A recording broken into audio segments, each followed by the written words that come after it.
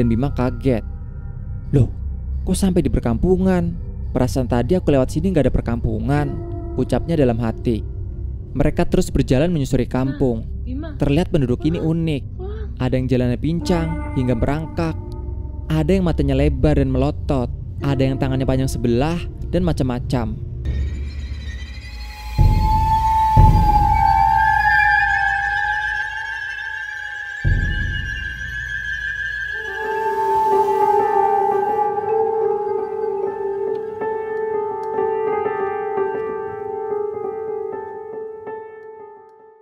Selamat malam, selamat siang, atau selamat pagi. Apa kabar kalian semua? Semoga kalian dalam keadaan baik-baik saja. Berjumpa lagi bersama mahasiswa Siluman yang kembali hadir dengan cerita-cerita para pendaki. Di video kali ini, kita akan menceritakan kisah mistis pendaki terjebak selama 40 hari di Gunung Semeru yang dialami oleh Bima tahun 2012. Di mana waktu itu merupakan pendakian terakhirnya sebelum dia akan menikah dengan kekasihnya. Namun malah kejadian naas menimpanya. Jadi bagaimana kisah lengkapnya? Langsung saja cerita. Tapi sebelum lanjut, jangan lupa untuk like, share, dan subscribe channel Mahasiswa Siluman. Aktifkan juga notifikasinya untuk tetap update video-video terbaru dari kami. Luangkan waktumu dan pasang earphone-mu. Siapkan tempat dan posisi yang nyaman. Dan selamat mendengarkan.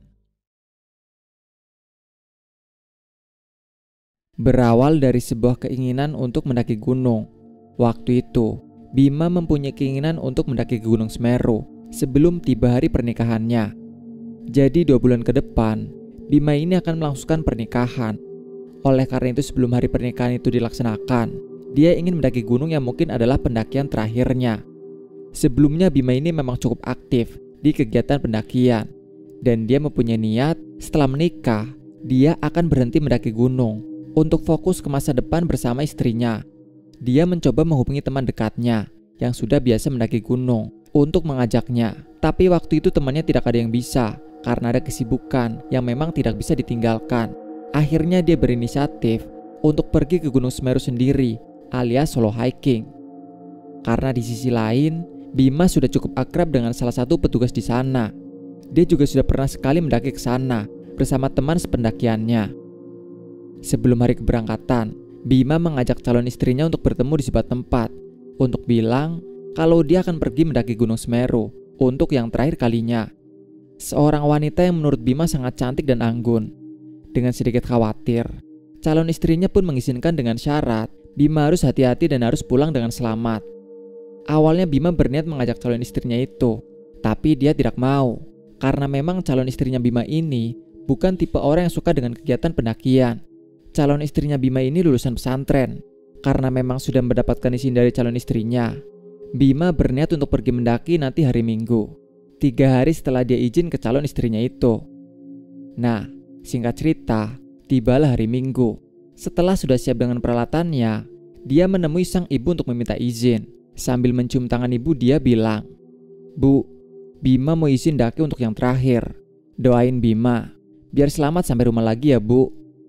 Setiap kali akan pergi mendaki, Bima selalu seperti itu. Dia selalu meminta izin pada ibunya dan memohon doa restu agar kembali pulang dengan selamat.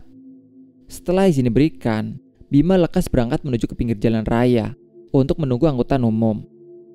Mengingat ini adalah pendakian terakhir Bima, sengaja tidak membawa kendaraannya sendiri. Dia pergi dengan menaiki kendaraan umum. Setelah menempuh sekitar 1,5 jam perjalanan, sampailah Bima di daerah Tumpang, Malang. Sampainya di sana, dia menyewa mobil hardtop untuk mengantarkannya ke desa terakhir. Sampainya di desa terakhir, Bima menghubungi temannya atau kenalannya yang bertugas di pos pendaftaran. Setelah dihubungi, temannya itu meminta Bima untuk langsung menuju ke pos pendaftaran dan ketemu di sana. Di pos pendaftaran dia disambut oleh temannya itu. "Halo Bima, apa kabar? Lama juga nih gak kesini." "Iya nih, lagi banyak urusan." "Oh iya, bulan Oktober aku nikah. Datang ya," jawab Bima. Karena memang mereka ini sudah cukup lama tidak ketemu. Di situ mereka ngobrol-ngobrol sambil ngopi di pos. Setelah cukup lama ngobrol, temannya Bima nanya mau nanjak kapan, dan Bima berniat untuk menanjak siang ini juga. Siang itu tidak terlihat banyak pendaki lain, karena memang di tahun 2012 bisa dibilang pendaki masih sangat jarang. Sebelum memulai perjalanan, Bima sempat bertanya pada temannya, banyak gak yang mendaki hari ini? Menurut temannya Bima, kalau hari ini cuma sedikit, tapi kalau kemarin banyak dan kebanyakan belum turun. Setelah izin diberikan, Bima pamit sama temannya untuk memulai pendakiannya. Di awal-awal perjalanan, masih belum ada yang aneh-aneh. Bima berjalan seorang diri, tanpa bertemu dengan pendaki lain. Pos demi pos dilewati, hingga akhirnya dia sampai di Ranukumbolo pada pukul 12 siang. Sesampainya di Ranukumbolo, Bima langsung jalan menuju ke area camp yang letaknya ada di ujung seberang danau. Sampai di situ, terlihat cukup banyak pendaki lain yang sedang ngecamp. Bima kemudian mengeluarkan alat masak untuk memasak makanan, karena sampai di Ranukumbolo, dia itu sudah mulai lapar. Setelah selesai masak dan makan, dia santai-santai dulu di Ranukumbolo sambil menghabiskan satu batang rokok. Dia juga sempat berkeliling tenda pendaki lain untuk menyapanya. Setelah itu dia kembali ke tempat istirahatnya tadi untuk membereskan peralatannya yang masih tercecer. Setelah itu dia bergegas melanjutkan perjalanan. Perjalanan kembali dilanjutkan sekitar jam 1 siang. Menurut Bima dulu pas dia kesini, estimasi perjalanan dari Ranukumbolo ke Kalimati itu kira-kira memakan waktu kurang lebih 4-5 jam. Jadi perkiraan dia bisa sampai ke Kalimati antara jam 5 sampai jam 6 sore. Kalimati adalah camp terakhir sebelum melanjutkan perjalanan ke puncak Mahameru. Setelah berjalan melewati tanjakan legendaris, tanjakan cinta, Bima takjub dengan pemandangan yang disuguhkan. Di depan terpapang jelas sabana yang sangat luas yang ditumbuhi bunga berwarna ungu kebiru-biruan. Melihat semua itu, Bima sedikit bernostalgia. Dulu sabana ini tidak sekeren ini, sekarang yang sudah berbeda. Dia segera berjalan turun dari bukit menuju sabana tersebut. Ketika berjalan di antara bunga-bunga itu, Bima sempat berpikir, andai saja Nindi tahu semua ini, pasti dia akan senang. Nindi adalah nama calon istrinya Bima. Pelan-pelan dia berjalan melewati sabana itu, sehingga tidak terasa sampailah Bima di depan pintu hutan. Jadi setelah melewati sabana itu, jalannya mulai memasuki hutan. Bima terus berjalan memasuki dalam hutan tersebut. Ketika sedang di dalam hutan, keanehan mulai dirasakan oleh Bima. Di dalam hutan itu, tiba-tiba kabut turun cukup tebal. Bersamaan dengan itu, tiba-tiba bulu kuduk Bima berdiri tanpa sebab. Tanpa memperdulikan semua itu, dia terus berjalan menyusuri hutan. Dan lama-kelamaan, muncul rasa takut di dalam diri Bima. Karena semakin kesana, kabut yang turun ini semakin tebal. Semakin kesana, kabut yang turun ini semakin tebal di hutan yang dilewatinya ini. Terlihat cukup gelap karena tebalnya kabut itu. Sampai di sini Bima bingung, harus terus jalan atau bagaimana. Kalau terus jalan, takutnya nanti kesasar. Tapi kalau berhenti, takut keburu malam. Di sisi lain, selama perjalanan dari Ranukumbolo hingga sampai di hutan ini, Bima tidak menjumpai satu pendaki lain pun. Akhirnya Bima memutuskan untuk tetap jalan, dengan pelan mengikuti jalan setapak yang dilewati. Lama dia berjalan, dan sudah berjam-jam. Tapi Bima belum juga keluar dari hutan tersebut. Sampai di sini Bima mikir, perasaan dulu gak sejauh ini di hutannya. Apa jangan-jangan aku nyasar?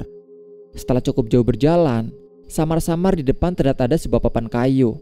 Melihat itu Bima berpikir, itu di depan pasti pos peristirahatan Cemoro Kandang.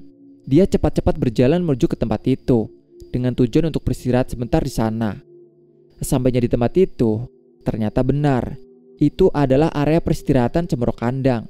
Dan Bima berniat untuk istirahat di tempat itu, sekalian menunggu pendaki lain yang lewat, agar dia bisa bareng. Tas carrier dia lepas dan meletakkan di dekat pohon. Tapi baru saja itu diletakkan, dari depan terlihat ada dua cahaya yang menyorot ke Bima. Karena waktu itu cukup berkabut, Bima mikirnya mungkin itu senter dari pendaki lain. Bima mengurungkan niatnya untuk beristirahat di tempat itu. Dia mengambil tasnya lagi untuk menyusul pendaki yang ada di depan itu, agar dia bisa bareng. Tapi semakin Bima mendekati cahaya itu malah semakin menjauh.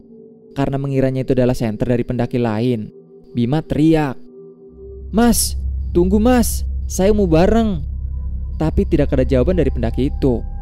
Akhirnya Bima mempercepat jalannya, hingga sedikit lari untuk mengejar pendaki tersebut, sambil sesekali teriak, "Mas, tunggu mas, saya mau bareng." Tapi tetap saja tidak ada jawaban. Dan dua cahaya itu tidak juga terkejar. Hingga akhirnya Bima kelelahan dan tidak sanggup mengejar pendaki tersebut. Di sini Bima terduduk lelah di sebidang tanah sambil berpikir, dua orang itu kok jalannya cepet banget ya? Sambil duduk itu, dia mengeluarkan logistik di dalam tasnya untuk dimakan.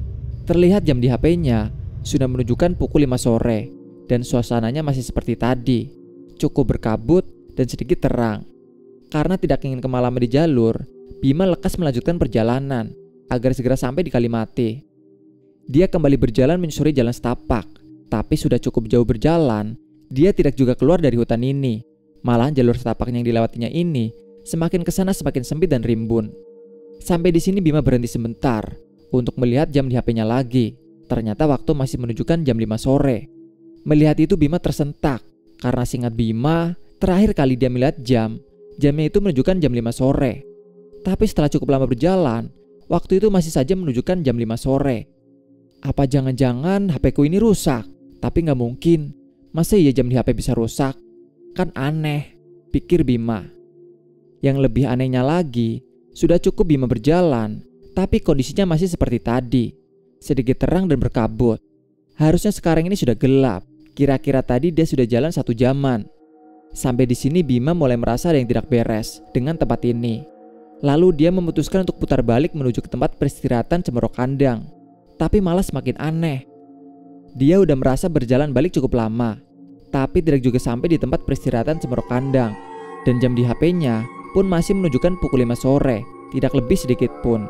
Bima benar-benar tidak tahu apa yang sedang terjadi. Dia memutuskan untuk menaruh tasnya dan berteriak sekencang-kencangnya untuk meminta tolong. Tolong! Tolong! Tapi tidak ada satu orang pun yang membalas teriakan Bima, bahkan menolongnya. Karena sudah tidak tahu apa yang harus dia lakukan, Bima terduduk lemas sambil terus memandangi jam di HP-nya yang masih menunjukkan jam 5 sore dan tidak menunjukkan pergerakan sama sekali. Bima mulai cemas karena dia mengira kalau dia tersesat. Untuk menenangkan pikiran, dia mengeluarkan sebatang rokok, kemudian dihisap sambil melihat keadaan sekitar. Yang terlihat hanyalah hutan yang diselimuti kabut tipis, tanpa ada tanda-tanda kehidupan. Sepi, tenang, tidak terdengar suara apapun. Bahkan angin pun tidak terasa berhembus.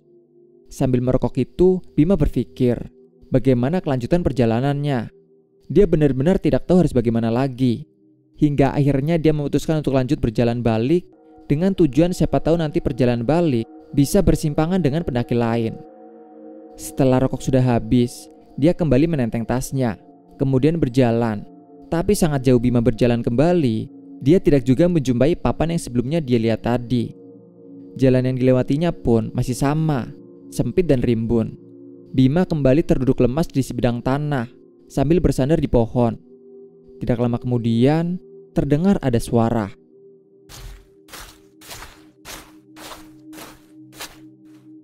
Seperti suara orang yang sedang berjalan.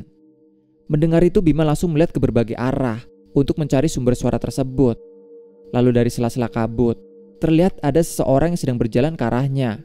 Melihat itu Bima langsung berdiri dari duduknya untuk menanti kedatangan orang itu. Perlahan orang itu mendekat ke arahnya. Setelah dekat, tampak jelas itu adalah laki-laki parubaya, mengenakan tudung tani dan menggendong keranjang. Sepertinya bapak ini habis dari ladang. Belum sampai Bima menyapa, orang itu bilang dengan menggunakan bahasa Jawa. Di sini percakapannya sudah menggunakan bahasa Indonesia ya. Kamu ini siapa? Cari apa di sini? Saya mau ke puncak Semeru, Pak, tapi belum sampai. Orang itu memperhatikan Bima dari ujung kaki sampai ujung rambut, seperti ada yang aneh dengan Bima. Setelah memperhatikan itu, dia bilang lagi, "Ya udah, ayo ikut saya." Bima segera mengambil tasnya dan ikut berjalan bersama orang itu. Sambil berjalan, Bima bertanya, "Bapak habis dari mana?" "Habis jenguk sawah," jawab si bapak. "Sawahnya di sebelah mana, Pak?" tanya Bima lagi. "Itu di sana," ucap bapak itu sambil menunjuk ke arah belakang. Mendengar itu Bima berpikir, perasaan dari tadi aku gak lihat ada sawah. Apa mungkin aku memang gak ngeliat? Bima berpikir seperti itu karena waktu itu kan cukup berkabut, jadi mungkin dia tidak melihat sawah si bapak. Tak lama berjalan mengikuti bapak itu, sampailah Bima di sebuah perkampungan. Dan Bima kaget. Loh, kok sampai di perkampungan? Perasaan tadi aku lewat sini gak ada perkampungan, ucapnya dalam hati. Sampainya di perkampungan itu, bapak bilang, "Ini desaku. Aku di sini sebagai kepala desa." "Oh nggih pak, saya baru tahu," jawab Bima. "Ayo istirahat dulu di rumahku," ajak si bapak. Melihat perkampungan itu, Bima merasa lega. Dia mengira ini adalah desa yang ada di lereng Gunung Semeru. Urusan mendaki gunung sudah dilupakan. Yang penting sekarang dia tidak tersesat dan selamat. Bima berjalan mengikuti si bapak hingga sampai di depan rumahnya. Rumahnya ada di paling ujung perkampungan tersebut. Terlihat sangat besar dan mewah. Wajar sih, namanya juga kepala desa, pikir Bima. Bapak itu kemudian mengajak Bima untuk masuk ke dalam. Sesampainya di dalam, bapak itu meletakkan tudung tani dan keranjang yang digendongnya. Kemudian duduk di sebuah kursi dan memanggil istrinya. "Bu, bapak pulang. Buatin minum, ini ada tamu." Mendengar itu Bima sempat menolak karena sungkan. "Aduh, gak usah repot-repot pak, biar saya langsung pulang aja." Tapi bapak itu bilang tidak apa-apa dan meminta Bima untuk istirahat dulu di sini. Bapak itu kemudian meminta Bima untuk duduk di kursi sebelahnya. Kalau dilihat-lihat, sepertinya bapak ini adalah orang baik. Pantas dia dipilih sebagai kepala desa di kampung ini, pikir Bima. Tidak lama kemudian, datanglah istri bapak itu sambil membawa 2 gelas air putih. Kemudian beliau bertanya pada Bima, "Kamu ini asalnya dari mana, Nak?" "Saya dari Lumajang, Bu," jawab Bima. "Oh ya udah, diminum dulu airnya," ucap si ibu. Ibu itu kemudian kembali ke dalam dan Bima meminum air yang disuguhkan. Setelah itu si bapak menunjukkan sebuah kamar pada Bima dan memintanya untuk istirahat dulu. Karena sungkan, Bima menolak. Tapi bapak itu terus memaksa Bima agar istirahat dulu aja. Berhubung waktu itu Bima juga merasa mengantuk dan bapak itu terus memaksa, akhirnya dia menerima tawaran si bapak untuk istirahat dulu. Di sisi lain, kalau memaksa pulang, nanti malah terjadi apa-apa di jalan. Tidak lupa Bima mengucapkan terima kasih banyak pada si bapak karena sudah merepotkan. Lalu si bapak pamit pada Bima untuk pergi ke balai desa karena ada urusan dan meminta Bima untuk istirahat di dalam kamar yang sudah ditunjukkan. Bima membuka pintu kamar itu dan masuk ke dalam. Sesampai di dalam, dia sangat takjub karena kamarnya ini sangat mewah. Dindingnya terbuat dari kayu dan dihiasi guci-guci kuno, dan ranjang tempat tidurnya terbuat dari kayu dengan tiang yang penuh ukiran. Jadi suasananya itu benar-benar kejawen. Bima melepas sepatunya dan meletakkan tasnya di dekat lemari. Kemudian dia merebahkan badannya di atas kasur hingga tidak terasa dia tertidur. Setelah bangun dari tidur, Bima merasa ada yang aneh dengan dirinya. Dia tidak ingat apapun tentang apa yang sudah dilakukan sebelumnya. Yang dia ingat hanyalah namanya, yaitu Bima. Seakan-akan dirinya itu seperti orang yang baru lahir. Yang dia tahu hanyalah sekarang dia berada di dalam kamar di rumah bapak kepala desa itu. Bima kemudian keluar dari kamar dan terlihat bapak kepala desa sekeluarga sedang duduk di meja makan. Terlihat seperti akan makan. Melihat Bima yang baru keluar dari kamar, si bapak memanggilnya untuk mengajak makan bersama. Tanpa ada perasaan sungkan lagi, Bima berjalan menuju ke meja makan untuk ikut makan bersama. Nasi dan sayuran sudah tersaji di meja makan. Di meja makan itu, terlihat ada si bapak beserta istrinya dan satu anak gadisnya yang berparas sangat cantik. Berkulit putih, bibirnya merah alami, bola matanya coklat, dan rambut panjangnya yang sepunggung. Gaun hijau yang dipakainya menambah kecantikan alami gadis itu. Sambil makan, seringkali Bima melirik ke arah anak gadis si bapak. Setelah selesai makan, si bapak memperkenalkan anak gadisnya itu kepada Bima, sekaligus bertanya kepada Bima, "Ini anak gadisku, namanya Pusparini. Kamu namanya siapa?" "Nama saya Bima, Pak," jawab Bima. "Ya sudah, habis ini ikut bapak ke sawah ya, bantu bapak bercocok tanam," ajak si bapak. "Iya Pak, bapak sendiri namanya siapa?" tanya Bima. "Panggil aku bapak kepala desa saja," jawab si bapak. Bima mengiyakan ajakan si bapak untuk pergi ke ladang. Setelah makan itu, dia pergi ke ladang bersama si bapak. Sesampainya di ladang, terlihat si bapak sedang menanam sayuran. Ada bayam, buncis, kacang panjang, kangkung, dan berbagai jenis sayur lainnya. Pantas saja tadi pas makan, lauknya sayur semua, pikir Bima. Di ladang itu Bima ikut si bapak menyirami tanaman. Setelah selesai dengan semua itu, mereka kembali pulang.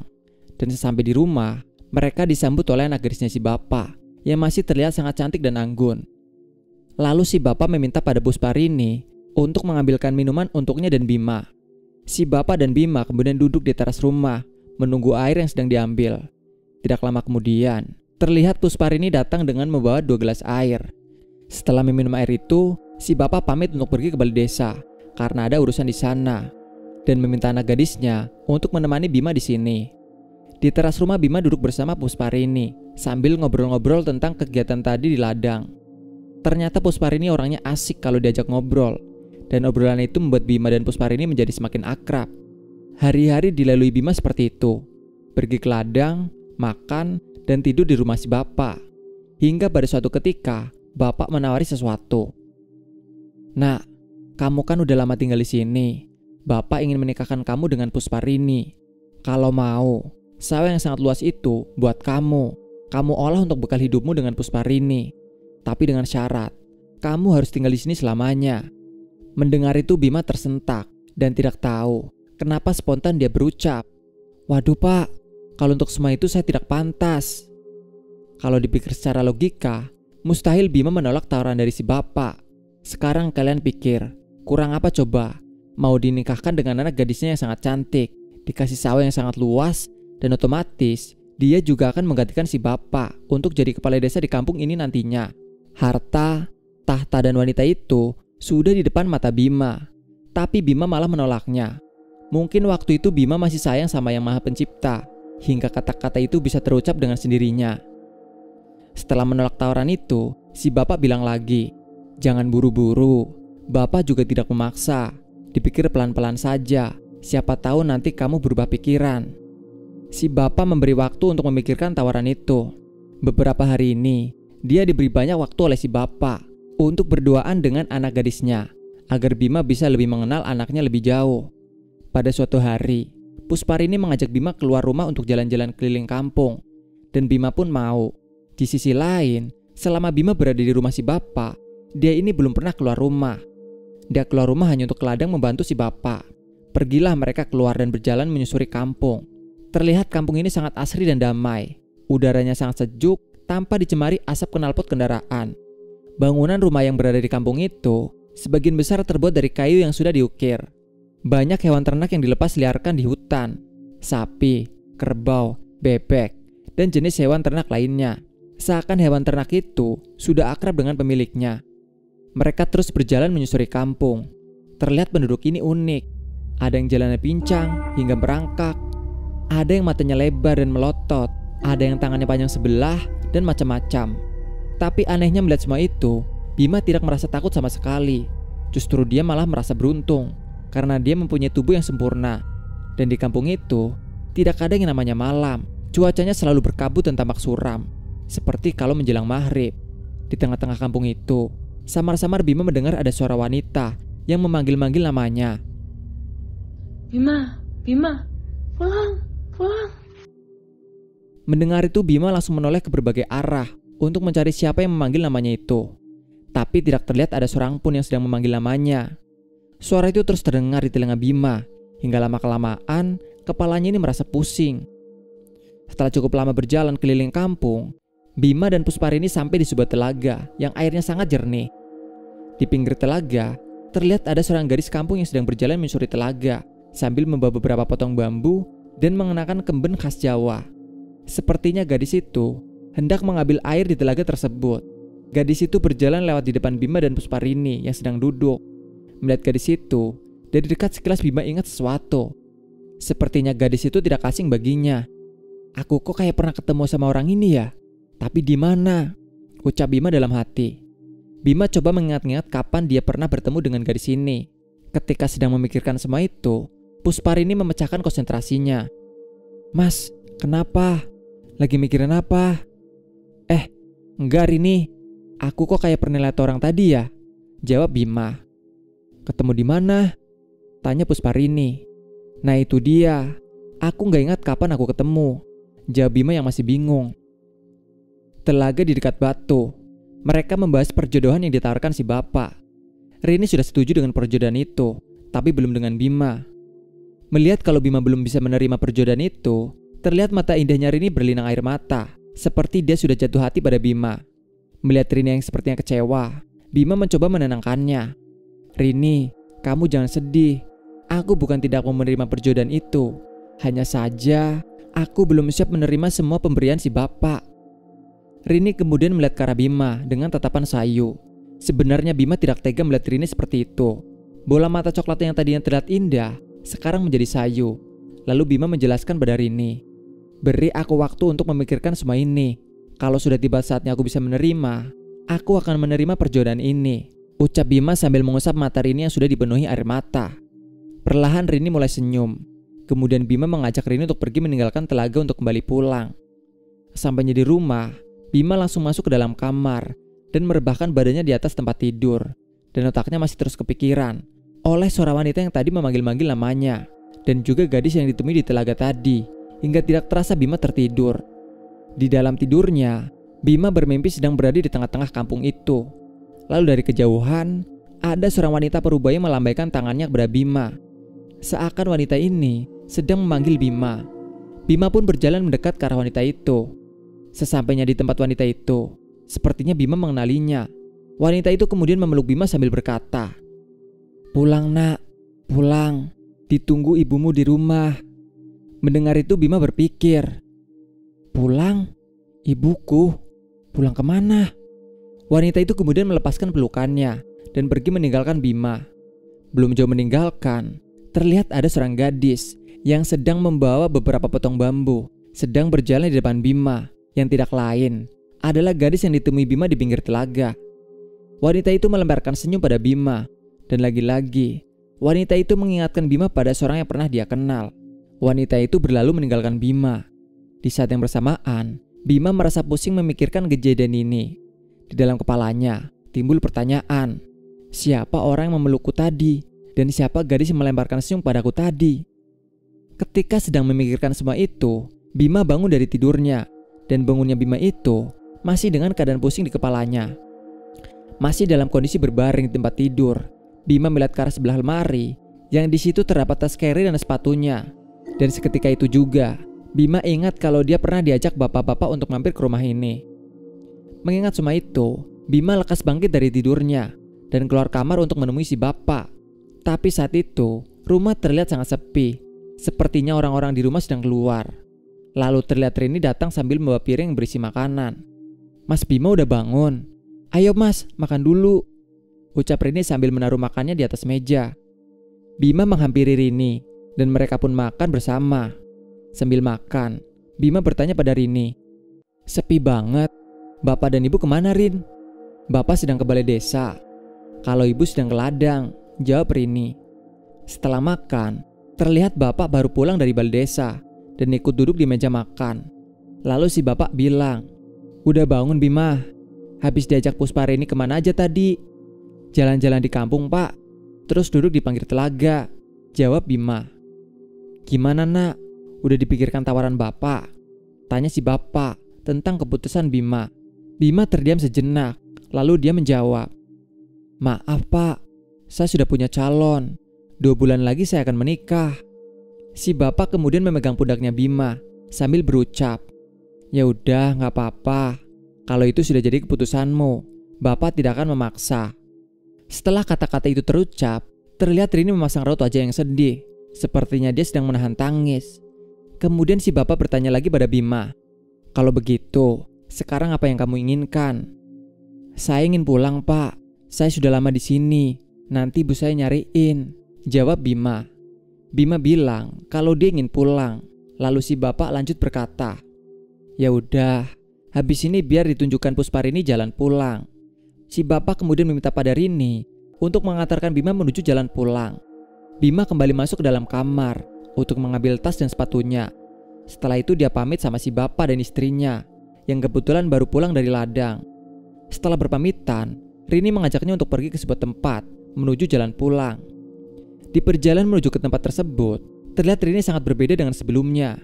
Dia tampak murung, sepertinya dia sangat sedih. Tidak lama berjalan, sampailah mereka di sebuah tempat yang di situ terdapat sebuah gapura. Mereka berhenti tepat di depan gapura tersebut. Terlihat wajah Rini sudah dipenuhi oleh air mata. Sepertinya dia enggan melepas kepergian Bima. Dengan keadaan yang seperti itu, Rini memberitahu Bima. Setelah melewati gapura ini, Mas Bima kembali dan bisa pulang, ucap Rini sambil menahan kesedihannya. Ya udah, aku pulang dulu. Terima kasih sudah mengantarkannya sampai ke sini, ucap Bima sambil memegang pundaknya Rini. Bima kemudian berjalan mendekati gapura itu. Sebelum akan masuk melewati gapura, dia melihat Rini sedang melambaikan tangannya sebagai tanda perpisahan, dan Bima pun melambaikan tangannya juga. Mungkin berat bagi Rini untuk melepaskan kepergian Bima. Tapi mau bagaimana lagi? Bima punya kehidupannya sendiri. Jadi mau tidak mau dia harus pergi untuk pulang. Setelah melewati gapura itu, Bima nengok lagi ke belakang untuk melihat Rini untuk terakhir kalinya. Tapi seketika itu, gapura yang tadi dilewati beserta Rini yang sedang berdiri hilang begitu saja.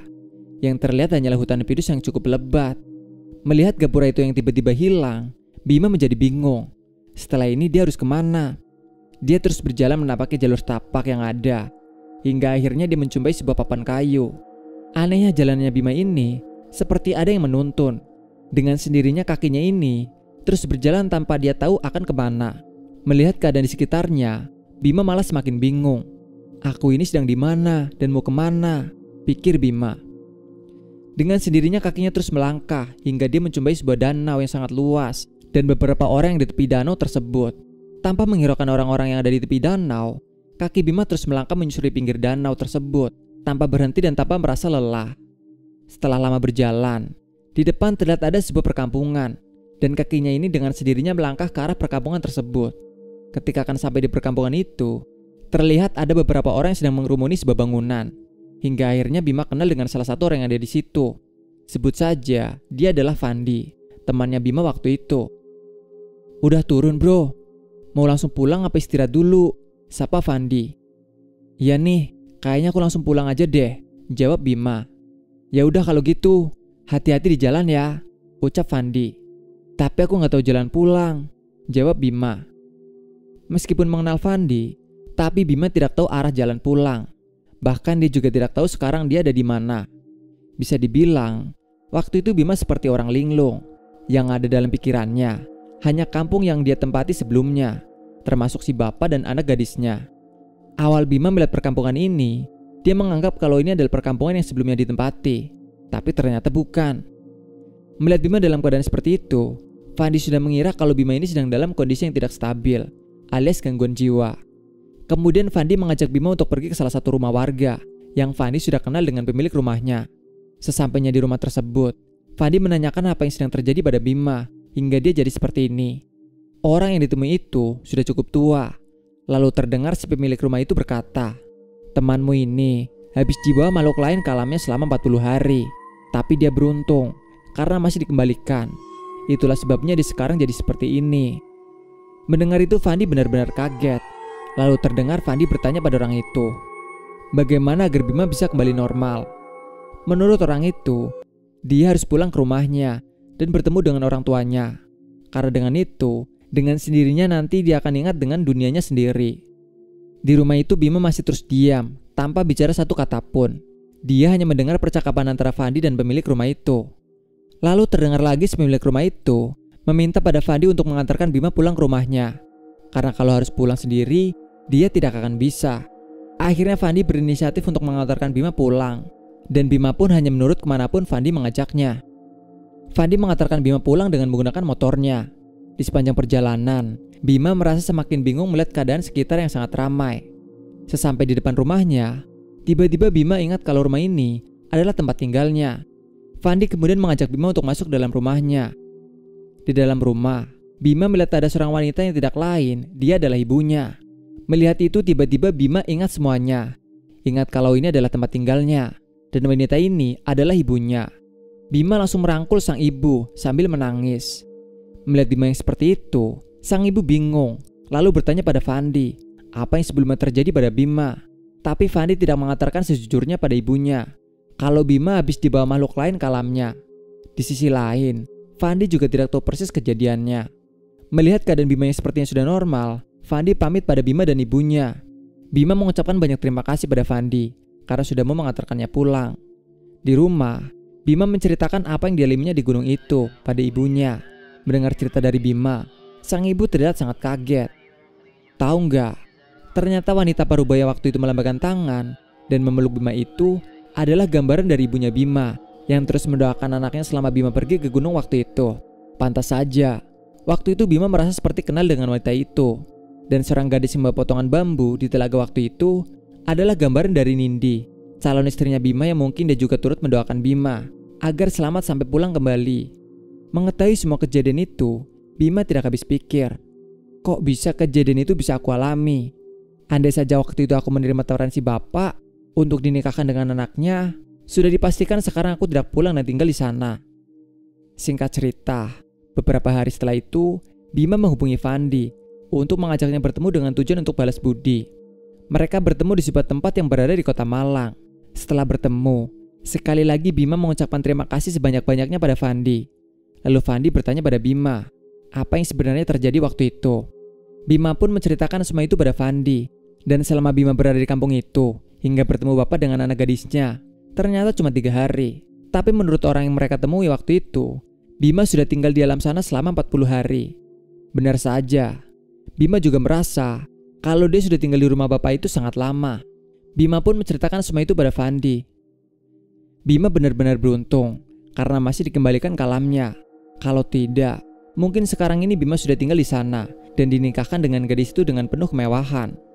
Nah, sedikit info ya. Menurut orang terdekat saya yang tahu akan hal-hal seperti itu, di alam gaib itu kehidupan sama seperti alam kita. Ada kampung dan ada penduduknya.